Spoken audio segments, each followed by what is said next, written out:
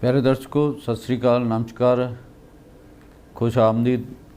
अज असी एक अहम मुद्दे ते चर्चा करन लगे हैं। वो हैगा श्रोमणी अकाली दल के प्रधान सुखबीर सिंह बादल ने तिन्ने खेती आर्डीनेंसां दे उपर कल लोक सभा दे विच स्टैंड बदलिया। उहदी बैकग्राउंड की है कि किसानी अंदोलन है जां कोई होर मामला हैगा जां पंजाब और दूजे सूबे दे विच किसानी अंदोलन का वध रहा दबाव है।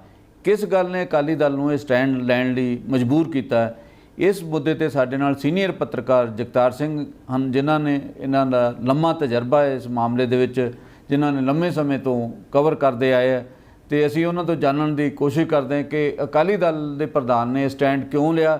ये पहलां भी अकाली दल अपने स्टैंड बदलदा रहा। इहदे बारे भी जगतार जी साडे दर्शकां नूं इहदे बारे जानकारी दसो भी अकाली दल क्यों मजबूर होया है स्टैंड लैण लई। जम्मू जी, मैं पहला तो जिक्र करना चाहूँगा जोड़ा इन्हों का स्टैंड लगातार रहा आर्डीनेंस आने तो बाद। तीन वीडियोज़ बड़ी इंपॉर्टेंट है इस सारे नैरेटिव दे विच। एक सरदार सुखबीर सिंह बादल, दूसरी उन्होंने वाइफ ते कैबिनेट मिनिस्टर मोदी गौरमेंट दे विच हरसिमरत कौर बादल, तीसरी 5 वार रहे मुख्यमंत्री प्रकाश सिंह बादल जोड़े अकाली दल के पैटर्न भी है। तिन्हां दा लगातार इक्को ही नैरेटिव सी कि ये आर्डीनेंस किसानां दे हक दे विच है और कैप्टन अमरिंदर सिंह मुख्यमंत्री पंजाब उन्होंने गुमराह कर रहे। ओवर दी पीरियड लगातार जून जुलाई अगस्त सितंबर दे विच हुण तक रहा। हरसिमरत कौर बादल दी हैगी जी वीडियो सितंबर 7 दी। हाँ जी, हाँ जी। तो 7 सितंबर तक जो ये मामला इन्हों का स्टैंड रहा हो तो सडन चेंज ये क्यों आई। ये इस दौरान दे विच किसानी का अंदोलन बहुत भाग्या पंजाब दे विच। किसानी हमेशा ही अकाली दल का ट्रेडिशनल सपोर्ट बेस रहा है।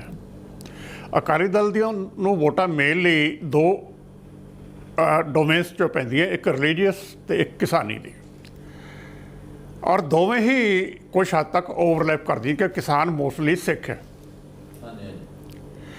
सो ये दोवें डोमेन ही इस प्रोसैस दे विच हिट हो रही सीगियां, लेकिन मैनूं लगदा समझ इन्हां नूं काफ़ी देर नाल आई है या इन्हां दी कोई मजबूरी होर भी हो सकती है कि ये अंदोलन अपने आप हौली हौली पीटर आउट हो जाए। ਉਹਦਾ ਕਾਰਨ ਹੋਰ भी सी क्योंकि ਜਿਹੜੇ ਆਰਡੀਨੈਂਸ ਹੈਗੇ ਹੈ हिंदुस्तान ਦੇ ਵਿੱਚ ਖਾਸ ਕਰ ਦੋ ਸਟੇਟਸ ਨੂੰ ਜ਼ਿਆਦਾ ਇਫੈਕਟ ਕਰਦੇ ਹੋ, ਪੰਜਾਬ ਤੇ ਹਰਿਆਣਾ। महाराष्ट्र ਦੇ ਕਿਸਾਨ ਇਹਨੂੰ ਵੈਲਕਮ ਕਰ ਰਹੇ ਹੈ। ਇਸ ਕਰਕੇ ਜਿਹੜਾ ਅੰਦੋਲਨ ਹੈ ਮੇਨਲੀ ਦੋ ਸਟੇਟ ਦੇ ਵਿੱਚ ਹੀ ਭਖਿਆ ਹੈ। ਹੁਣ ਜਦੋਂ ਇਹਨਾਂ ਨੂੰ ਆਪਣਾ ਸਪੋਰਟ ਬੇਸ ਖੁੱਸਦਾ ਨਜ਼ਰ ਆਇਆ ਤੇ ਇਹਨਾਂ ਨੇ ਸਡਨਲੀ अपना स्टैंड बदलिया एकदम। हुण इन्होंने कहा भी नहीं ये सानू मंजूर नहीं। घट्टो घट्ट हुण लोगों नूं ये तां दस्सण भी जिहड़ा स्टैंड तिन्हां ने ही टब्बर दे विच लिया सी वो की सी ते हुण की है। एक इन्हां दी 12 सितंबर नूं जिहड़ी कोर कमेटी दी मीटिंग होई उस तो बाद भी थोड़ा जिहा इंडीकेशन आया सीगा। उस तो बाद ये लगदा सी भी अकाली दल जिहड़ा पहलां लिया स्टैंड उहदे नालों कुछ हट गया तो उस मुताबिक जिहड़ा बलविंदर सिंह भुंदड़ ने कुछ होर कहा सीगा। प्रोफैसर प्रेम सिंह चंदूमाजरा ने भी इन्हां ऑर्डीनेंसां तो बाहर जांदियां मंग कीती सी भी इन्हां बारे गलबात होनी चाहिए है। इन्हां दे विच जो कुछ किसान विरोधी है उन्होंने बदलिया जाना चाहिए। शुरू तो ही दो लीडर जिन्हां दा कंसिस्टेंट स्टैंड रहा है कि ये आर्डीनेंस किसान विरोधी है। नंबर 1 ते बलविंदर सिंह भुंदड़ जिहड़े बादल परिवार के सब तो खास है इस वेले और रहे सारी उम्र। हाँ जी, हाँ जी, अज की गल नहीं। दूसरा प्रेम सिंह चंदूमाजरा, दोवां दे बड़े कंसिस्टेंटली इन्होंने समझ आ गई सी कि एक किसान विरोधी है तो इत्थे स्टैंड लेना बनता है पार्टी का। हुण भी इन्हां ने पार्टी दे विच ये गल्लां कीतियां सारियां कोर कमेटी की मीटिंग दे विच। कोर कमेटी ने ये उस दिन फैसला नहीं सी कीता भी अगला स्टैंड साडा की होएगा। उन्होंने सिर्फ एक फैसला लिया सी कि केंद्र सरकार इन्हां नूं रिकनसिडर करे तो हाले पेश ना करे। जो पेश हो ही गए, हाँ जी, हाँ जी, तो फिर सारी गल ही मुकली। सो पहला आर्डीनेंस तो उन्होंने पेश करके पास करता। सो इन्होंने उसका विरोध किया। हुण कंट्राडिक्शन एक फिर है। हुण तक हरसिमरत कौर बादल उस सरकार की मंत्री है जिहदा बिल ਸੁਖਬੀਰ ਸਿੰਘ ਬਾਦਲ ਨੇ ਐਜ਼ MP ਵਿਰੋਧ ਕੀਤਾ ਹੈ। ਹੁਣ ਘੱਟੋ ਘੱਟ ਇਹ ਦੱਸਿਆ ਜਾਵੇ ਲੋਕਾਂ ਨੂੰ ਕਿ ਐਜ਼ MP ਹਰਸਿਮਰਤ ਕੌਰ ਬਾਦਲ ਦਾ ਇਹਦੇ ਕੀ ਸਟੈਂਡ ਹੈ, ਕਿਉਂਕਿ ਐਜ਼ ਮਿਨਿਸਟਰ ਉਹਦਾ ਵਿਰੋਧ ਕਰ ਨਹੀਂ ਸਕਦੇ। ਐਬਸਟੇਨ ਹੋਣਾ ਗੱਲ ਵੱਖਰੀ ਹੈ, ਲੇਕਿਨ ਆਪਣਾ ਸਟੈਂਡ ਇੱਕ ਪੰਜਾਬ ਦਾ ਜਿਹੜਾ ਮਿਨਿਸਟਰ ਹੈ ਉਹ ਘੱਟੋ ਘੱਟ ਕਲੀਅਰ ਤਾਂ ਕਰੇ ਨਾ ਇਹਦੇ 'ਤੇ ਕੀ ਹੈ। ਇਹ ਮਤਲਬ ਤੁਹਾਡਾ ਕੀ ਖਿਆਲ ਹੈ ਜਿਹੜਾ ਇਹਨਾਂ ਨੇ ਹੁਣ ਯੂ ਟਰਨ ਲਈ ਹੈ ਇਸ ਮੁੱਦੇ ਦੇ ਉੱਪਰ? ਕੋਈ ਪਹਿਲਾਂ ਵੀ ਇਤਿਹਾਸ ਦੇ ਵਿੱਚ ਇਹੋ ਜਿਹੇ ਮਾਮਲੇ ਰਹੇ ਜਿੱਥੇ ਅਕਾਲੀ ਦਲ ਪਹਿਲਾਂ ਕੋਈ ਹੋਰ ਸਟੈਂਡ ਲੈਂਦਾ ਰਿਹਾ, ਬਾਅਦ ਦੇ ਵਿੱਚ ਹੋਰ ਕੋਈ ਸਟੈਂਡ ਲੈਂਦਾ ਰਿਹਾ, ਬਦਲਦਾ ਰਿਹਾ? ਮੇਰੇ ਖਿਆਲ ਦੇ ਵਿੱਚ ਇਹ ਪਹਿਲਾ ਐਸਾ ਇਸ਼ੂ ਹੈ ਜਿਹਦੇ 'ਤੇ ਪਬਲਿਕਲੀ ਇਹਨਾਂ ਨੇ ਸਟੈਂਡ ਲੈ ਕੇ ਉਸ ਤੋਂ ਬਾਅਦ ਯੂ ਟਰਨ ਮਾਰੀ ਹੈ। ਜਿਹੜੇ ਅੱਗੇ ਸਟੈਂਡ ਹੁੰਦੇ ਸੀਗੇ ਉਹ ਪਬਲਿਕਲੀ ਇਸ ਤਰ੍ਹਾਂ ਨਹੀਂ ਸੀ ਹੁੰਦੇ। ਮਸਲਨ ਮੈਨੂੰ ਫਿਰ ਵਾਪਸ ਉੱਥੇ ਆਉਣਾ ਪੈਂਦਾ ਕਈ ਵਾਰੀ। ਸਤਲੁਜ ਯਮੁਨਾ ਲਿੰਕ ਬਣਾਉਣ ਦਾ ਫੈਸਲਾ ਪ੍ਰਕਾਸ਼ ਸਿੰਘ ਬਾਦਲ ਨੇ ਕੀਤਾ ਸੀਗਾ, ਲੇਕਿਨ ਜਦੋਂ 1980 ਦੇ ਵਿੱਚ ਤੋਂ ਬਾਅਦ ਸਿਚੁਏਸ਼ਨ ਬਦਲ ਗਈ, ਫਿਰ ਮੋਰਚਾ ਲਾਉਣਾ ਪੈ ਗਿਆ। ਸੋ ਇਹੋ ਜਿਹੇ ਇਹਨਾਂ ਦੇ ਫੇਜ਼ਸ ਪਾਰਟੀ ਦੇ ਆਉਂਦੇ ਰਹੇ ਹੈ, ਲੇਕਿਨ ਇਸ ਪਹਿਲੀ ਵਾਰ ਹੈ ਕਿ ਇੱਕ ਫੈਮਿਲੀ ਦੇ ਤਿੰਨੇ ਹੀ ਮੈਂਬਰਾਂ ਨੇ ਜਿਹੜੇ ਆਪਣੇ ਆਪ ਦੇ ਵਿੱਚ ਹੀ ਪਾਰਟੀ ਹੈ, ਉਹਨਾਂ ਨੇ ਡਟ ਕੇ ਜਿਸ ਇਸ਼ੂ ਦੀ ਸਪੋਰਟ ਕੀਤੀ ਉਹਦੇ ਖਿਲਾਫ ਅਲਟੀਮੇਟਲੀ ਉਹਨਾਂ ਨੂੰ ਖੁਦ ਹੀ ਖੜੇ ਹੋਣਾ ਪੈ ਗਿਆ। ਪਾਰਟੀ ਦਾ ਪ੍ਰੈਸ਼ਰ ਇੰਨਾ ਬਣ ਗਿਆ ਅਤੇ ਨਾਲ ਮਜਬੂਰੀ ਇਲੈਕਟੋਰਲ ਬਣ ਗਈ ਕਿ ਜਿਨ੍ਹਾਂ ਲੋਕਾਂ ਨੇ ਵੋਟਾਂ ਪਾਉਣੀਆਂ ਜੇ ਉਹਨਾਂ ਨੂੰ ਹੀ ਅਸੀਂ ਆਪਣੇ ਖਿਲਾਫ ਕਰ ਲਿਆ ਅਤੇ ਫਿਰ ਵਜ਼ੀਰੀ ਕਿਸ ਕੰਮ ਦੀ ਹੈ। ਜਗਤਾਰ ਜੀ, ਇਹ ਲੱਗਦਾ ਕਿ ਕਿਸਾਨਾਂ ਨੇ ਇੱਕ ਮੋਰਚਾ ਇਹਨਾਂ ਦੇ ਪਿੰਡ ਬਾਦਲ ਲਾਤਾ, ਦੂਜਾ ਪਟਿਆਲੇ ਲਾਤਾ। ਪੰਜਾਬ ਦੇ ਵਿੱਚ ਕੱਲ੍ਹ 25 ਥਾਵਾਂ 'ਤੇ ਸੜਕਾਂ ਰੋਕੀਆਂ ਗਈਆਂ, 20 ਸਤੰਬਰ ਨੂੰ ਫੇਰ ਰੋਕੀਆਂ ਜਾਣੀਆਂ। ਅੰਦੋਲਨ ਕਿਸੇ ਨਾ ਕਿਸੇ ਰੂਪ ਦੇ ਵਿੱਚ ਚੱਲਦਾ ਜਾ ਰਿਹਾ। ਅਜੇ 2 ਆਰਡੀਨੈਂਸ ਜਾਂ 2 ਬਿੱਲ ਜਿਹੜੇ ਖੇਤੀ ਬਾਰੇ ਹੋਰ ਪੇਸ਼ ਹੋਣਗੇ। ਕੀ ਅਕਾਲੀ ਦਲ ਉਹਨਾਂ ਦਾ ਵੀ ਵਿਰੋਧ ਕਰੇਗਾ? ਹੁਣ ਅਕਾਲੀ ਦਲ ਜਿਹੜੀ ਅਕਾਲੀ BJP ਜਿਹੜਾ ਗੱਠਜੋੜ ਆ ਉਹਦੇ 'ਚੋਂ ਬਾਹਰ ਆਉਣ ਦਾ ਪਹਿਲਾ ਕਦਮ ਮੰਨਿਆ ਨਹੀਂ ਜਾ ਰਿਹਾ? ਦੇਖੋ, ਮੈਂ ਹਜੇ it too early to say ਕਿ ਅਲਾਇੰਸ 'ਚੋਂ ਬਾਹਰ ਆ ਜਾਣਗੇ। ਇੱਕ ਸੈਕਸ਼ਨ ਇਹਨਾਂ ਦਾ ਜਿਹੜਾ ਸੁਖਬੀਰ ਸਿੰਘ ਬਾਦਲ ਦੇ ਬਹੁਤ ਨੇੜੇ ਸਮਝਿਆ ਜਾਂਦਾ ਹੈ, ਉਹ ਹਾਲੇ ਵੀ ਪ੍ਰੈਸ਼ਰ ਬਿਲਡ ਕਰ ਰਿਹਾ ਕਿ ਆਪਾਂ ਨੂੰ ਅਲਾਇੰਸ 'ਚੋਂ ਬਾਹਰ ਨਹੀਂ ਆਉਣਾ ਚਾਹੀਦਾ। 2 ਆਰਡੀਨੈਂਸ ਹੋ ਰਹਿੰਦੇ ਹੈ ਅਤੇ ਇਹ ਜਿਹੜਾ ਇਸ਼ੂ ਹੈ ਕਿ BJP ਨੇ ਤਾਂ ਇਹਨੂੰ ਰਿਕਨਸਿਡਰ ਨਹੀਂ ਕਰਨਾ। ਹਾਂਜੀ, ਪੰਜਾਬ ਦੀਆਂ ਸੀਟਾਂ 13 ਹੈ ਅਤੇ ਲੋਕ ਸਭਾ ਦੀਆਂ ਅਤੇ ਹਰਿਆਣੇ ਦੀਆਂ 10 ਹੈ। ਇਹਨਾਂ ਨੂੰ ਕੋਈ ਜ਼ਿਆਦਾ ਫਰਕ ਨਹੀਂ ਪੈਂਦਾ ਔਰ ਇਹ 2 ਸਟੇਟਸ ਹੀ ਮੇਨਲੀ ਅਫੈਕਟਡ ਹੈ ਇਹਦੇ 'ਤੇ। ਸੋ ਇਹ ਮੈਨੂੰ ਲੱਗਦਾ ਕਿ ਇਗਨੋਰ ਕਰਨਗੇ ਇਹ ਜਿਹੜੇ ਆਰਡੀਨੈਂਸ ਹੈ, ਐਜ਼ ਸੱਚ ਇਹ ਪਾਸ ਹੋ ਜਾਣਗੇ। ਕਿਉਂਕਿ ਜੇ ਇਹ ਅਸ਼ੋਰ ਕਰਦੇ ਹੈ MSP ਲੀਗਲੀ ਤੇ ਫਿਰ ਵੱਖਰਾ ਇਸ਼ੂ ਹੈ। ਮੇਰੇ ਖਿਆਲ ਦੇ ਵਿੱਚ ਕੋਈ ਇੰਡੀਕੇਸ਼ਨ ਹਾਲੇ ਹੈ ਨਹੀਂ ਗਈ ਅਤੇ ਅਗਲੀ ਪੰਜਾਬ ਦੀ ਇਲੈਕਸ਼ਨ 2022 ਫਰਵਰੀ ਤੱਕ ਇਹ ਇਸ਼ੂ ਮੇਰਾ ਖਿਆਲ ਇਸ ਤਰ੍ਹਾਂ ਹੀ ਮਗਦੇ ਰਹਿਣਗੇ ਅਤੇ ਅਕਾਲੀ ਦਲ ਦੀ ਵਿਰੋਧਤਾ ਹੁੰਦੀ ਰਹੇਗੀ। ਜਗਤਾਰ ਜੀ, ਗੱਲ ਜਿਹੜੀ ਆ MSP ਇੰਸ਼ੋਰ ਕਰਨ ਦਾ ਮਸਲਾ ਨਹੀਂ ਗਾ, ਗੱਲ ਹੈਗਾ ਖਰੀਦਣ ਦਾ। ਜੇ ਕੇਂਦਰ ਸਰਕਾਰ MSP ਤਾਂ 18 ਜਿਣਸਾਂ ਦੀ ਬੰਨ੍ਹਦੇ ਆ, ਖਰੀਦਦੇ ਮਤਲਬ 2 ਨੇ, ਕਣਕ ਅਤੇ ਝੋਨਾ, ਹੋਰ ਤਾਂ ਬੜੀਆਂ ਖਰੀਦੀਆਂ ਨਹੀਂ ਜਾਂਦੀਆਂ। ਤੁਸੀਂ ਪਿੱਛੇ ਮੱਕੀ ਦਾ ਭਾਅ 1850 ਸੀ, 700 ਤੋਂ ਲੈ ਕੇ 1200 ਤੱਕ ਪੰਜਾਬ ਦੇ ਵਿੱਚ ਵਿਕਦੀ ਰਹੀ ਭਾਅ ਬੰਨਣ ਦੇ ਬਾਵਜੂਦ। ਜਿੰਨਾ ਚਿਰ FCI ਜਾਂ ਕੇਂਦਰ ਸਰਕਾਰ ਇਹ ਅਸ਼ੋਰ ਨਹੀਂ ਕਰਾਉਂਦੀ ਵੀ ਅਸੀਂ ਇੰਨੇ ਸਾਲ ਤੱਕ ਇਹ ਕਣਕ ਤੇ ਝੋਨਾ ਨੂੰ ਖਰੀਦਦੇ ਰਵਾਂਗੇ, ਉਹਨਾਂ ਚਿਰ ਕੋਈ ਗੱਲ ਬਣਨੀ ਨਹੀਂ ਗੀ। ਨਹੀਂ, ਮੈਂ ਥੋੜ੍ਹਾ ਜਿਹਾ ਇਸ਼ੂ ਕਲੀਅਰਲੀ ਪੁੱਟ ਅਪ ਕਰਦੇ ਹਾਂ। 2 ਐਸਪੈਕਟ ਹੈਗੇ, ਇੱਕ ਤਾਂ ਅਸ਼ੋਰਡ ਪ੍ਰਾਈਸ, ਇੱਕ ਅਸ਼ੋਰਡ ਮਾਰਕੀਟ। ਹਾਂਜੀ, ਦੋਵੇਂ ਇੰਟਰਲਿੰਕਡ ਹੈ।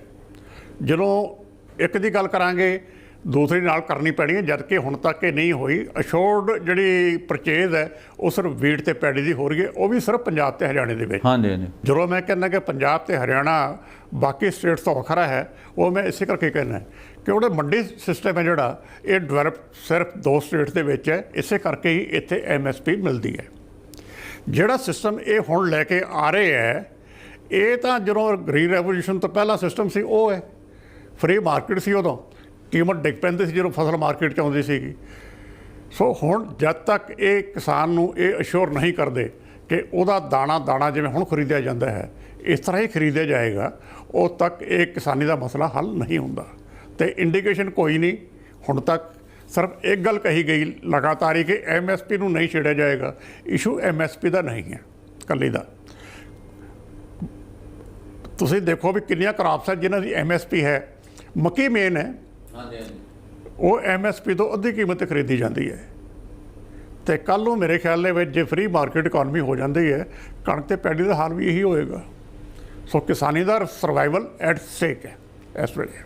ਤੇ ਇਹਨੂੰ ਇਸ ਗੱਲ ਨੂੰ ਇੰਸ਼ੋਰ ਕਰਨ ਲਈ, ਯਕੀਨੀ ਬਣਾਉਣ ਲਈ ਕੀ ਕਰਨਾ ਚਾਹੀਦਾ? ਕੋਈ ਇਹੋ ਜਿਹਾ ਹੋਰ ਬਿੱਲ ਪਾਸ ਕਰਨਾ ਚਾਹੀਦਾ ਜਿਨ੍ਹਾਂ ਦੇ ਵਿੱਚ ਇਸ ਗੱਲ ਦੀ ਗਰੰਟੀ ਕੀਤੀ ਜਾਵੇ, ਜਾਂ ਜਿਹੜੇ ਬਾਕੀ 2 ਬਿੱਲ ਰਹਿੰਦੇ ਉਹਨਾਂ ਦੇ ਵਿੱਚ ਇਹਦੇ? ਦੇਖੋ ਟੈਕਨੀਕਲਿਟੀ ਤਾਂ ਮੈਨੂੰ ਨਹੀਂ ਪਤਾ, ਲੇਕਿਨ ਇੱਕ ਮੋਟੀ ਜੀ ਗੱਲ ਆਪਾਂ ਕਰ ਸਕਦੇ ਹਾਂ ਕਿ ਜਦ ਤੱਕ ਇਹ ਅਸ਼ੋਰੈਂਸ ਨਹੀਂ ਮਿਲਦੀ ਇਨ ਰਾਈਟਿੰਗ, ਔਰ ਇਨ ਰਾਈਟਿੰਗ ਬਿੱਲ ਹੀ ਹੋਣਾ ਚਾਹੀਦਾ ਕਿ ਜਿਸ ਤਰ੍ਹਾਂ ਹੁਣ ਸਰਕਾਰ ਪਰਚੇਸ ਕਰਦੀ ਹੈ ਇਸ ਤਰ੍ਹਾਂ ਹੀ ਕਰਦੀ ਰਹੇਗੀ, ਔਰ MSP ਕੰਟੀਨਿਊ ਕਰੇਗੀ, ਪਰਚੇਸ ਕੰਟੀਨਿਊ ਕਰੇਗੀ। ਜੇ ਇਹਦੇ ਤੇ ਨਹੀਂ ਕੋਈ ਕੇਂਦਰ ਸਰਕਾਰ ਕਰਦੀ ਤਾਂ ਫਿਰ ਅਕਾਲੀ ਦਲ ਦਾ ਕੀ ਸਟੈਂਡ ਹੋਏਗਾ? ਦੇਖੋ ਹੁਣ ਤਾਂ ਉਹ ਸਟੈਂਡ ਉਹਨਾਂ ਨੂੰ ਲੈਣਾ ਪੈ ਗਿਆ। ਹੁਣ ਤਾਂ ਅਲਟੀਮੇਟਲੀ ਜਿਹੜਾ ਪ੍ਰੈਸ਼ਰ ਬਿਲਡ ਹੋਣਾ ਹੈ, ਜੇ ਕੇਂਦਰ ਸਰਕਾਰ ਇਹਨਾਂ ਦੀ ਕੋਈ ਵੀ ਗੱਲ ਨਹੀਂ ਮੰਨਦੀ, ਇਹਨਾਂ ਦੇ ਮਾੜੇ ਮੋਟੇ ਵੀ ਹੰਝੂ ਨਹੀਂ ਪੂੰਝਦੀ, ਫਿਰ ਇਹਨਾਂ ਨੂੰ ਅਲਾਇੰਸ 'ਚੋਂ ਤਾਂ ਬਾਹਰ ਆਉਣਾ ਪੈਣਾ। ਉਸ ਤੋਂ ਬਿਨਾਂ ਤਾਂ ਕੋਈ ਗੁਜ਼ਾਰਾ ਹੀ ਨਹੀਂ।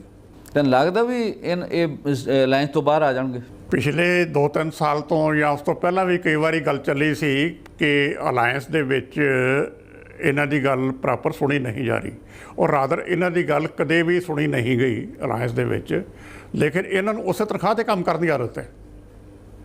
ਤੇ ਇਹਨਾਂ ਦੇ ਪੁਰਾਣੇ ਇਸ਼ੂਜ਼ ਲੈ ਲਓ, ਜਿਹੜੇ ਇਸ਼ੂ ਇਹਨਾਂ ਨੇ ਟੇਕ ਅਪ ਕੀਤੇ BJP ਨਾਲ, ਉਹ ਮੰਨੇ ਨਹੀਂ ਕਦੇ ਗਏ, ਲੇਕਿਨ ਅਲਾਇੰਸ ਇਹ ਕੰਟੀਨਿਊ ਕਰਦੇ ਰਹੇ।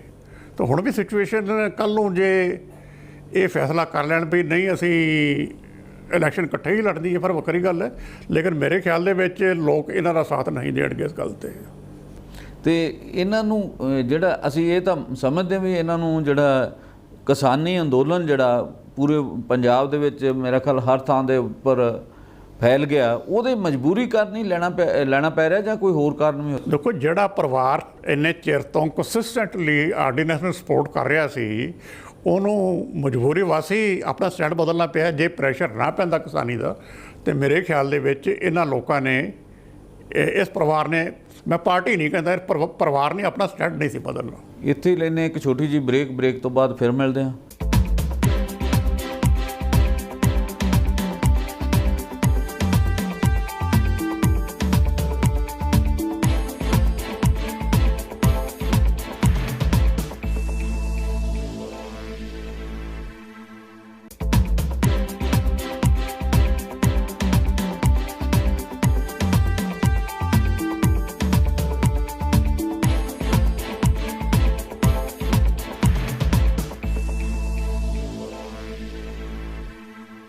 ਬ੍ਰੇਕ ਤੋਂ ਬਾਅਦ ਪਿਆਰੇ ਦਰਸ਼ਕੋ ਤੁਹਾਡਾ ਸਵਾਗਤ ਹੈ। ਇਕਤਾਰ ਜੀ, ਇੱਕ ਹੋਰ ਸਵਾਲ ਜਿਹੜਾ ਮੈਂ ਇਸ ਇਸ਼ੂ ਤੋਂ ਥੋੜਾ ਹਟ ਕੇ ਹੈਗਾ, ਉਹ ਹੈਗਾ ਕੇਂਦਰ ਸਰਕਾਰ ਨੇ ਇੱਕ ਬਿੱਲ ਲਿਆਂਦਾ ਜਿਹਦੇ ਮੁਤਾਬਕ ਜਿਹੜਾ ਜੰਮੂ ਕਸ਼ਮੀਰ ਦੇ ਵਿੱਚ ਪੰਜਾਬੀ ਭਾਸ਼ਾ ਨੂੰ ਰਾਜ ਭਾਸ਼ਾ ਦਾ ਦਰਜਾ ਨਹੀਂ ਦਿੱਤਾ ਗਿਆ, ਉਹਦੀ ਥਾਂ ਤੇ ਜਿਹੜੀ ਉਪ ਬੋਲੀ ਹੈ ਪੰਜਾਬੀ ਦੀ, ਡੋਗਰੀ, ਉਹਦੇ ਸਮੇਤ ਕਸ਼ਮੀਰੀ, ਉਰਦੂ, ਅੰਗਰੇਜ਼ੀ, ਇਹਨਾਂ ਸਾਰੀਆਂ ਭਾਸ਼ਾ ਨੂੰ ਦਰਜਾ ਦੇ ਦਿੱਤਾ ਗਿਆ। ਉਹ ਜਿਹੜਾ ਪਾਸ ਕੀਤਾ ਗਿਆ ਬਿੱਲ ਆ ਉਹ ਕੈਬਨਿਟ ਵੱਲੋਂ ਆ, ਤੇ ਉਸ ਕੈਬਨਿਟ ਦੇ ਵਿੱਚ ਹਰਸਿਮਰਤ ਕੌਰ ਬਾਦਲ ਵੀ ਸੀ। ਤੇ ਇਸ ਤਰੀਕੇ ਨਾਲ ਪੰਜਾਬੀ ਨੂੰ ਇਗਨੋਰ ਜਿਹੜਾ ਉਹਨਾਂ ਦੀ ਉੱਥੇ ਹਾਜ਼ਰੀ ਦੇ ਵਿੱਚ ਕੀਤਾ ਗਿਆ, ਇਹ ਕੀ ਤਰੀਕਾਕਾਰ ਹੈ? ਦੇਖੋ ਗੱਲ ਬੜੀ ਸਿੰਪਲ ਜੀ ਹੈ। ਜਦੋਂ ਵੀ ਕੋਈ ਵੀ ਐਸਾ ਇਸ਼ੂ ਸਾਹਮਣੇ ਆਇਆ ਹੈ, ਇਹ ਸਿਰਫ ਹੁਣ ਦਾ ਹੀ ਨਹੀਂ, ਜੇ ਤੁਸੀਂ ਇਤਿਹਾਸ ਚੱਕੋਗੇ, ਜਦੋਂ ਦੇ ਮਿਸਟਰ ਬਾਦਲ ਮੰਤਰੀ ਬਣੀ ਹੈ, ਜਿੰਨੇ ਵੀ ਇਹੋ ਜਿਹੇ ਇਸ਼ੂਜ਼ ਆਏ ਆ, ਇਹਨਾਂ ਨੇ ਕਦੇ ਮੇਰੇ ਖਿਆਲ ਦੇ ਵਿਰੋਧ ਨਹੀਂ ਜਤਾਇਆ। ਮੈਂ ਇੱਕ ਵਾਰੀ ਲਿਸਟ ਵੀ ਬਣਾਈ ਸੀ। ਅੱਛਾ ਜੀ। ਵੀ ਕਿਹੜੇ ਇਸ਼ੂਜ਼ ਹੈਗੇ ਆ ਜਿੱਥੇ ਜਿਹੜੀ ਟੋਨ ਐਂਡ ਟੈਨਰ ਹੈ ਉਹ ਸਾਰੀ ਪੰਜਾਬ ਦੇ ਖਿਲਾਫ ਹੈ, ਲੇਕਿਨ ਹਰਸਿਮਰਤ ਕੌਰ ਬਾਦਲ ਨੇ ਕਦੇ ਆਪਣਾ ਵਿਰੋਧ ਰਿਕਾਰਡ 'ਤੇ ਨਹੀਂ ਜਿਤਾਇਆ। ਲੇਟੈਸਟ ਪੰਜਾਬੀ ਦਾ ਲਾਗੂ ਕਰਨਾ, ਹੁਣ ਯੂਨੀਅਨ ਟੈਰੀਟਰੀ ਹੋਵੇ, ਸੈਂਟਰ ਸਿੱਧਾ ਗਵਰਨ ਕਰ ਰਿਹਾ ਹੋਵੇ, ਹਾਂਜੀ, ਉੱਥੇ ਪੰਜਾਬੀ ਉਡਾਈ ਦਿੱਤੀ ਗਈ ਹੋਵੇ। ਆਪਾਂ ਭੁੱਲ ਜਾਂਦੇ ਹਾਂ ਵੀ ਚਸ਼ੂਲ ਤੱਕ ਏਰੀਆ ਜਿੱਥੇ ਹੁਣ ਗੱਲਬਾਤ ਚੱਲ ਰਹੀ ਹੈ, ਸਿੱਖ ਵਪਾਰ ਦਾ ਹਿੱਸਾ ਸੀ। ਹਾਂਜੀ, ਇੱਥੇ ਪੰਜਾਬੀ ਲਾਗੂ ਸੀ, ਸਟੇਟ ਲੈਂਗੁਏਜ ਪਰਸ਼ੀਅਨ ਸੀ, ਬੋਲੀ ਪੰਜਾਬੀ ਜਾਂਦੀ ਸੀ ਮਹਾਰਾਜਾ ਰਣਜੀਤ ਸਿੰਘ ਦੇ ਵੇਲੇ।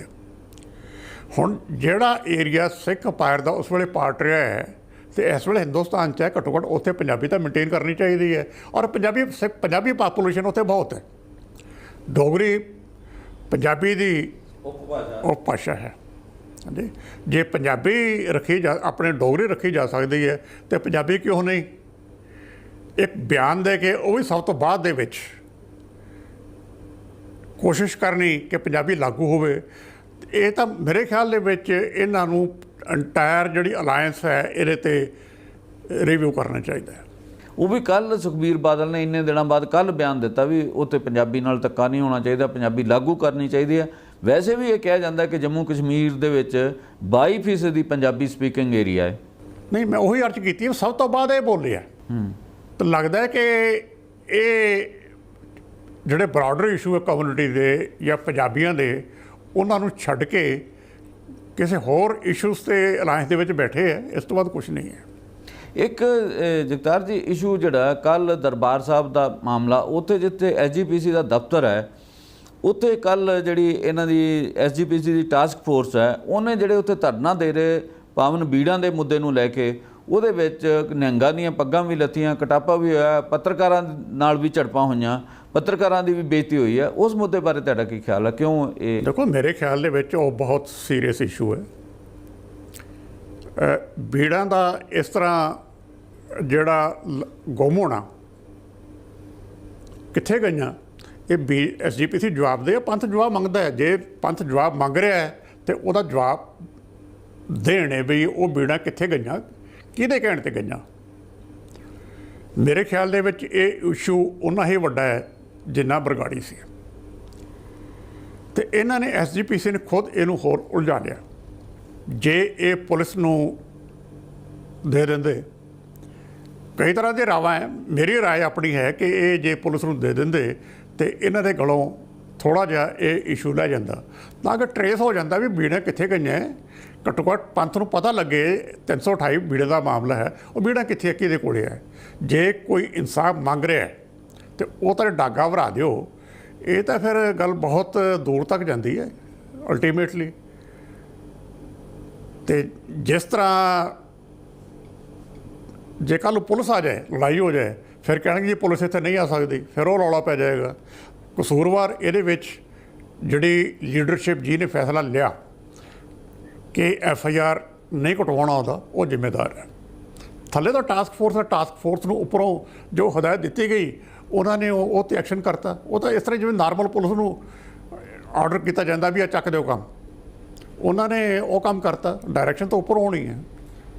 ਪਰ ਉਹਨਾਂ ਦਾ ਜਿਹੜਾ ਸਿੱਖ ਜਥੇਬੰਦੀਆਂ, ਉਹਨਾਂ ਦਾ ਧਰਨਾ ਅੱਜ ਵੀ ਜਾਰੀ ਹੈ। ਉਹਨਾਂ ਨੇ ਥੋੜ੍ਹਾ ਜਿਹਾ ਪਿੱਛੇ ਨੂੰ ਹਟਾ ਦਿੱਤਾ ਹੈ।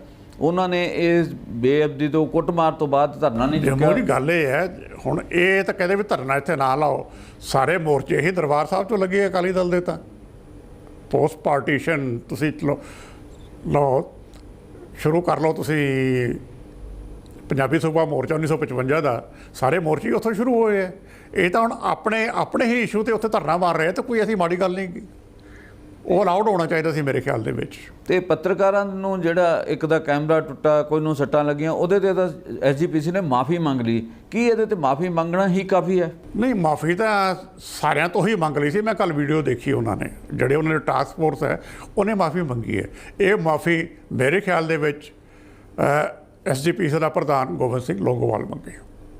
ਥੱਲੇ ਇੱਕ ਅਸਿਸਟੈਂਟ ਮੈਨੇਜਰ ਦੀ ਮਾफ़ੀ ਮੰਗੀ, ਕੋਈ ਮਾफ़ੀ ਨਹੀਂ ਹੈ।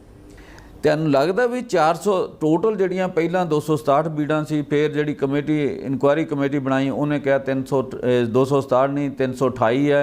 ਉਹਨੇ ਨਾਲ ਕਿਹਾ ਵੀ 161 ਬੀੜਾਂ ਇੱਕ ਵਾਰੀ ਵੱਧ ਛਾਪੀਆਂ ਗਈਆਂ, 61 ਬੀੜਾਂ ਇੱਕ ਵਾਰੀ ਵੱਧ ਛਾਪੀਆਂ ਗਈਆਂ। ਇਹ ਕੁੱਲ 453 ਬੀੜਾਂ ਦਾ ਮਾਮਲਾ ਬਣਦਾ ਹੈ। ਤੇ ਇਹਦੇ ਬਾਰੇ ਕੋਈ ਅਜੇ ਤੱਕ ਵੀ ਸਪਸ਼ਟੀਕਰਨ ਨਹੀਂ ਹੈਗਾ ਵੀ ਇਹ ਬੀੜਾਂ ਆਖਰ ਗਈਆਂ ਕਿੱਥੇ। ਮੈਂ ਉਹੀ ਗੱਲ ਕਰ ਰਿਹਾ ਨਾ ਵੀ ਪੰਥ ਜਵਾਬ ਮੰਗਦਾ ਹੈ ਕਿ ਦੱਸੋ ਬੀੜਾਂ ਕਿੱਥੇ ਗਈਆਂ, ਕਿਹਦੇ ਕਹਿਣ 'ਤੇ ਗਈਆਂ। ਜਦ ਤੱਕ ਇਹ ਗੱਲ ਕਲੀਅਰ ਨਹੀਂ ਹੁੰਦੀ, ਇਹ ਮਸਲਾ ਬਣਿਆ ਰਹੇਗਾ ਔਰ ਮਸਲਾ ਬਹੁਤ ਸੀਰੀਅਸ ਹੈ। ਜੇ ਕੱਲ੍ਹ ਨੂੰ ਕਿਸੇ ਇੱਕ ਬੀੜ ਦੇ ਪੱਤਰੇ ਉਸ ਤਰ੍ਹਾਂ ਹੀ ਖਿਲਰ ਜਾਣ ਜਿਵੇਂ ਬਰਗਾੜੀ ਦੇ ਖਿਲ ਰਹੇ ਸੀ, ਕੌਣ ਜ਼ਿੰਮੇਦਾਰ ਹੈ? ਸਵਾਲ ਇਹ ਸੀਗੇ ਵੀ ਸ਼੍ਰੋਮਣੀ ਗੁਰਦੁਆਰਾ ਪ੍ਰਬੰਧਕ ਕਮੇਟੀ ਨੇ ਬੜੇ ਸਾਲ ਹੋ ਗਏ, 5 ਸਾਲ ਪੁਰਾਣਾ ਇਹ ਮਾਮਲਾ ਸੀ ਬੀੜਾਂ ਗੁੰਮ ਹੋਣ ਦਾ, ਤੇ ਉਸੇ ਤਰ੍ਹਾਂ ਹੀ ਸ਼੍ਰੋਮਣੀ ਅਕਾਲੀ ਦਲ ਨੇ ਮਤਲਬ 3 ਮਹੀਨਿਆਂ ਬਾਅਦ, 3 ਮਹੀਨੇ ਤੋਂ ਉੱਪਰ ਸਮਾਂ ਬੀਤ ਜਾਣ ਤੋਂ ਬਾਅਦ ਇਹ ਆਪਣਾ ਸਟੈਂਡ ਜਿਹੜਾ ਇਹ ਆਰਡੀਨੈਂਸਾਂ ਦੇ ਉੱਪਰ ਲਿਆ। ਤੇ SGPC ਨੇ ਅਜੇ ਤੱਕ ਵੀ ਇਹਨਾਂ ਬੀੜਾਂ ਬਾਰੇ ਜਿਹੜੀਆਂ ਪਹਿਲਾਂ ਤੇ 267 ਬੀੜਾਂ ਸੀਗੀਆਂ, ਫਿਰ ਇਹ ਜਿਹੜੀ ਇਨਕੁਆਇਰੀ ਕੀਤੀ ਗਈ ਉਹਦੇ 'ਚ ਆਇਆ ਵੀ ਇਹ 328 ਆ, ਪਰ 161 ਬੀੜਾਂ ਫਾਲਤੂ ਛਾਪੀਆਂ ਗਈਆਂ, ਇੱਕ ਵਾਰੀ ਇਕੱਲੀਆਂ 61 ਬੀੜਾਂ ਛਾਪੀਆਂ ਗਈਆਂ। ਇਹ 453 ਬੀੜਾਂ ਦੇ ਬਾਰੇ ਅਜੇ ਵੀ ਜਿਹੜਾ ਸ਼੍ਰੋਮਣੀ ਗੁਰਦੁਆਰਾ ਪ੍ਰਬੰਧਕ ਕਮੇਟੀ ਨੇ ਸਪਸ਼ਟ ਨਹੀਂ ਦੱਸਿਆ ਵੀ ਇਹ ਬੀੜਾਂ ਗਈਆਂ ਕਿੱਥੇ। ਭਾਵੇਂ ਕਿ ਕੁਝ ਮੁਲਾਜ਼ਮ ਜਿਹੜੇ ਕੁਝ ਨੂੰ 5 ਨੂੰ ਬਰਤਰਫ ਕਰ ਦਿੱਤਾ ਗਿਆ, 5 ਨੂੰ ਸਸਪੈਂਡ ਕਰ ਦਿੱਤਾ ਗਿਆ, 2 ਦੇ ਖਿਲਾਫ ਹੋਰ ਕਾਰਵਾਈ ਕੀਤੀ ਗਈ, ਜਿਨ੍ਹਾਂ 'ਚੋਂ ਇੱਕ ਸੱਜਣ ਦੀ ਮੌਤ ਹੋ ਗਈ ਹੈ। ਇਹਦੇ ਬਾਰੇ ਤੁਹਾਡਾ ਕੀ ਵਿਚਾਰ? ਜਦੋਂ ਇਹ ਇਸ਼ੂ ਪਹਿਲੀ ਵਾਰ ਸ਼ੱਕ ਪਿਆ ਕਿ ਐਸਾ ਕੁਝ ਹੋਇਆ, ਅੱਗ ਲੱਗੀ ਸੀ ਉੱਥੇ, ਹਾਂਜੀ, ਉਸ ਵੇਲੇ ਅਕਾਲੀ ਸਰਕਾਰ ਸੀ। ਸਰਕਾਰ ਨੇ ਇਹ 'ਤੇ ਮਿੱਟੀ ਪਾਉਣ ਦੀ ਕੋਸ਼ਿਸ਼ ਕੀਤੀ ਵੀ ਮਾਮਲਾ ਹੋਰ ਨਾ ਭੱਜ ਜਾਏ, ਬਰਗਾੜੀ ਪਹਿਲੇ ਹੀ ਨਹੀਂ ਸੰਭਲ ਰਿਹਾ। ਇਹ ਉਹੀ ਨੈਰੇਟਿਵ ਚੱਲਦਾ ਆ ਰਿਹਾ ਹੈ। ਹੁਣ ਪੂਰੀ ਤਰ੍ਹਾਂ ਸਾਹਮਣੇ ਹੋਣਾ ਆ ਵੀ ਅਸਲੀ ਹੋਇਆ ਕੀ ਹੈ, ਕਿੰਨੀਆਂ ਬੀੜਾਂ ਲਾਪਤਾ ਹੈ, ਹਾਲੇ ਵੀ ਅਸਲੀ ਨੰਬਰ ਪਤਾ ਨਹੀਂ ਲੱਗ ਰਿਹਾ। SGPC ਦੀ ਡਿਸੀਜਨ ਮੇਕਿੰਗ ਹੈ ਉਹ SGPC ਦੇ ਪ੍ਰਧਾਨ ਕੋਲੇ ਨਹੀਂ ਹੈ, ਸਭ ਨੂੰ ਪਤਾ ਕਿੱਥੇ ਹੈ। ਜਦ ਤੱਕ ਉੱਥੇ ਫੈਸਲਾ ਨਹੀਂ ਹੁੰਦਾ ਵੀ ਇਸ਼ੂ ਕਿਸ ਤਰ੍ਹਾਂ ਸਾਲਵ ਹੋਣਾ ਹੈ, ਇਹ ਸਾਲਵ ਨਹੀਂ ਹੋਏਗਾ ਤੇ ਜ਼ਿੰਮੇਵਾਰੀ ਫਿਰ ਬਾਦਲ ਪਰਿਵਾਰ ਤੇ ਹੀ ਜਾਂਦੀ ਹੈ। ਔਰ ਮੇਰੇ ਖਿਆਲ ਦੇ ਵਿੱਚ ਇਸ ਸਿਚੁਏਸ਼ਨ ਦੇ ਵਿੱਚ ਦੋਵੇਂ ਪਾਸੇ ਆਪਣੇ ਖਿਲਾਫ ਕਰ ਲੈਣੇ, ਕਿਸਾਨੀ ਵੀ, ਧਾਰਮਿਕ ਡੋਮੇਨ ਵੀ, ਇਹਨਾਂ ਨੂੰ ਬਹੁਤ ਮਹਿੰਗਾ ਪੈਣਾ ਹੈ ਸਾਰੀ ਗੱਲ ਤੇ। 1-2 ਦਿਨ ਪਹਿਲਾਂ ਅਕਾਲ ਤਖਤ ਦੇ ਜਿਹੜੇ ਐਕਟਿੰਗ ਜਥੇਦਾਰ ਹੈ ਗਿਆਨੀ ਹਰਪ੍ਰੀਤ ਸਿੰਘ, ਉਹਨਾਂ ਵੀ ਇਸ਼ਾਰਿਆਂ ਦੇ ਵਿੱਚ ਬਾਦਲ ਪਰਿਵਾਰ ਵੱਲ ਨੂੰ ਕੁਝ ਮਾਮਲਿਆਂ ਨੂੰ ਲੈ ਕੇ ਇਸ਼ਾਰਾ ਕੀਤਾ। ਇਹਦੇ ਕੀ ਸੰਕੇਤ ਸਮਝੇ ਜਾਣ ਉਹਨਾਂ ਦਾ ਇਹਦੇ ਤੇ ਆਵਾਜ਼ ਸ਼ੁਰੂ ਕਰਨ ਦਾ? ਉਹਨਾਂ ਨੇ ਕਿਹਾ ਕਿ ਲੀਡਰਸ਼ਿਪ ਨੂੰ ਨਜ਼ਰਸਾਨੀ ਕਰਨੀ ਚਾਹੀਦੀ ਹੈ। ਮੇਰੇ ਖਿਆਲ 'ਚ ਇਹੀ ਸੀ। ਸਮਾਂ ਹੈ, ਜਿੰਨੀ ਕ੍ਰਾਈਸਿਸ ਸਿੱਖ ਪੰਥ ਦੇ ਵਿੱਚ ਇਸ ਵੇਲੇ ਹੈ, ਸਾਰੇ ਇੰਸਟੀਟਿਊਸ਼ਨਸ ਇੱਕ ਤੋਂ ਬਾਅਦ ਇੱਕ ਕ੍ਰਾਈਸਿਸ ਦੇ ਵਿੱਚ ਹੈ। ਅਕਾਲ ਤਖਤ ਦਾ ਰੁਤਬਾ ਖਤਮ ਹੋਇਆ, SGPC ਦਾ ਰੁਤਬਾ ਖਤਮ ਹੋਇਆ। ਮੈਂ ਅਕਾਲੀ ਦਲ ਨੂੰ ਵੀ ਸਿੱਖਾਂ ਦਾ ਇੰਸਟੀਟਿਊਸ਼ਨ ਮੰਨਦਾ, ਇਹ ਵੀ ਖਤਮ ਥੱਲੇ ਹੋਇਆ। ਕ੍ਰਾਈਸਿਸ ਦੇ ਵਿੱਚ ਸਾਰੇ ਹੈਗੇ ਹੈ। ਪੰਥ ਨੂੰ ਬੈਠ ਕੇ ਮੇਰੇ ਖਿਆਲ ਦੇ ਵਿੱਚ ਇਹਦੇ ਬਾਰੇ ਸੋਚਣਾ ਚਾਹੀਦਾ ਹੈ। ਹੁਣ ਪੰਥ ਕੀ ਹੈ, ਗੱਲ ਇਹਦੇ ਬਾਰੇ ਹੈ। ਮੈਂ ਇੱਕ ਵਿਊ ਰੱਖਦਾ ਕਿ SGPC ਦੀ ਜਿਹੜੀ ਫੰਕਸ਼ਨਿੰਗ ਹੈ, ਇਹਦੇ ਵਾਸਤੇ ਪੰਥਕ ਲੈਵਲ ਤੇ 11 ਜਾਂ 21 ਮੈਂਬਰ ਨਿਊਟਰਲ ਕਮੇਟੀ ਬਣਾਈ ਜਾਏ। ਉਹ ਸਾਰਾ ਰਿਵਿਊ ਕਰੇ ਕਿ ਪਿਛਲੇ 20 ਸਾਲ ਦੇ ਵਿੱਚ SGPC ਦੀ ਫੰਕਸ਼ਨਿੰਗ ਕਿਉਂ ਥੱਲੇ ਗਈ ਹੈ, ਅਕਾਲ ਤਖਤ ਦਾ ਰੁਤਬਾ ਇੰਨਾ ਕਿਉਂ ਡਿੱਗਿਆ ਹੈ, ਅਕਾਲੀ ਦਲ ਕਿਉਂ ਖਤਮ ਹੋ ਰਿਹਾ ਹੈ। ਇਹ ਤਿੰਨੇ ਇੰਸਟੀਟਿਊਸ਼ਨ ਜਦ ਤੱਕ ਰਿਵਾਈਵ ਨਹੀਂ ਹੁੰਦੇ, ਇਹ ਕ੍ਰਾਈਸਿਸ ਇਹੋ ਜਿਹੀ ਚੱਲਦੀ ਰਹੇਗੀ। ਤੇ ਇਹਨੂੰ ਹੱਲ ਕਰਨ ਲਈ ਤੁਹਾਡਾ ਖਿਆਲ ਕੋਈ ਕਮੇਟੀ ਬਣਾ ਕੇ ਮਸਲਾ ਹੱਲ ਹੋਣ ਦੀ ਪੋਸੀਬਿਲਿਟੀ? ਨਹੀਂ, ਉਹ ਕਮੇਟੀ ਹੱਲ ਨਹੀਂ, ਉਹ ਦੇਖੇ ਵੀ ਹੋਇਆ ਕੀ ਹੈ। ਪਤਾ ਸਭ ਨੂੰ ਹੈ ਕੀ ਹੋਇਆ, ਕੌਣ ਜ਼ਿੰਮੇਦਾਰ ਹੈ ਜੀ। ਜਦੋਂ ਉਹਦੀ ਤਹਿ ਤੱਕ ਜਾਵਾਂਗੇ, ਉਹਦੇ ਵਿੱਚੋਂ ਉਹਦੇ ਹੱਲ ਨਿਕਲਣਗੇ। ਸਿੱਖਾਂ ਨੇ ਬਹੁਤ ਕੁਰਬਾਨੀਆਂ ਕੀਤੀਆਂ ਸੀ SGPC ਨੂੰ ਬਣਾਉਣ ਲਈ, ਇਹਦੇ ਹੋਂਦ 'ਚ ਲਿਆਉਣ ਲਈ। ਇੱਕ ਅੱਛਾ ਜਿਹੜਾ ਇੰਸਟੀਟਿਊਸ਼ਨ ਹੈ, ਹੌਲੀ ਹੌਲੀ ਜਿਵੇਂ ਇਹਦਾ ਰੁਤਬਾ ਘਟਦਾ ਜਾ ਰਿਹਾ, ਡਿੱਗਦਾ ਜਾ ਰਿਹਾ, ਕਰਪਸ਼ਨ ਦੇ ਮਾਮਲੇ ਆਉਣ ਲੱਗ ਗਏ ਆ, ਉਹਦੇ ਤੋਂ ਇਹ ਨਹੀਂ ਲੱਗਦਾ ਵੀ ਅਸੀਂ ਇਹ ਸੰਸਥਾ ਵੀ ਕਿਸੇ ਦਿਨ ਗਵਾ ਬੈਠਾਂਗੇ ਜੇ ਇਹਦੇ ਬਾਰੇ ਕੋਈ ਸੀਰੀਅਸ ਕਦਮ ਨਾ ਚੁੱਕੇਗੇ? ਮੇਰੇ ਖਿਆਲ ਦੇ ਵਿੱਚ ਜਦ ਤੱਕ ਅਕਾਲ ਤਖਤ ਤੇ SGPC ਰਿਵਾਈਵ ਨਹੀਂ ਹੁੰਦੇ, ਉਦੋਂ ਤੱਕ ਇਹ ਮਸਲੇ ਬੜੇ ਰਹਿਣਗੇ। ਇਸ਼ੂ ਬਹੁਤ ਸੀਰੀਅਸ ਹੋ ਚੁੱਕੇ ਹੈ। ਜਾਂ ਤਾਂ ਅਕਾਲੀ ਦਲ SGPC 'ਚੋਂ ਬਾਹਰ ਆ ਜਾਵੇ।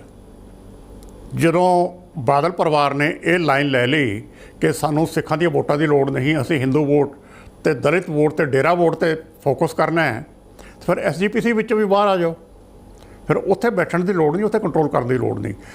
ਉਸ SGPC ਜਿਹਨੇ ਚਲਾਉਣੀ ਆਪਣੇ ਆਪ ਚਲਾਉਣ, ਠੀਕ ਹੈ। ਪੋਲੀਟੀਕਲ ਪਾਰਟੀ ਨੇ ਇਲੈਕਸ਼ਨ ਲੜਨੀ ਹੈ, ਉਹ ਲੜੋ, ਲੇਕਿਨ SGPC ਆਪਣੇ ਆਪ ਚੱਲਣ ਦਿਓ, ਅਕਾਲ ਤਖਤ ਦੇ ਵਿੱਚ ਇੰਟਰਫੀਅਰ ਨਾ ਕਰੋ। ਜਗਤਾਰ ਜੀ, ਤੁਹਾਡਾ ਸਾਡੇ ਨਾਲ ਜੁੜਨ ਤੇ ਅਸੀਂ ਧੰਨਵਾਦ ਕਰਦੇ ਹਾਂ ਤੇ ਆਪਣੇ ਦਰਸ਼ਕਾਂ ਤੋਂ ਵੀ ਆਗਿਆ ਲੈਂਦੇ ਹਾਂ। ਫਿਰ ਕੁਝ ਹੋਰ ਇਸ਼ੂ ਦੇ ਉੱਪਰ ਤੁਹਾਡੇ ਨਾਲ ਗੱਲਬਾਤ ਕਰਾਂਗੇ। ਤੁਹਾਡਾ ਤੇ ਸਾਡੇ ਦਰਸ਼ਕਾਂ ਦਾ ਬਹੁਤ ਬਹੁਤ ਧੰਨਵਾਦ। Thank you.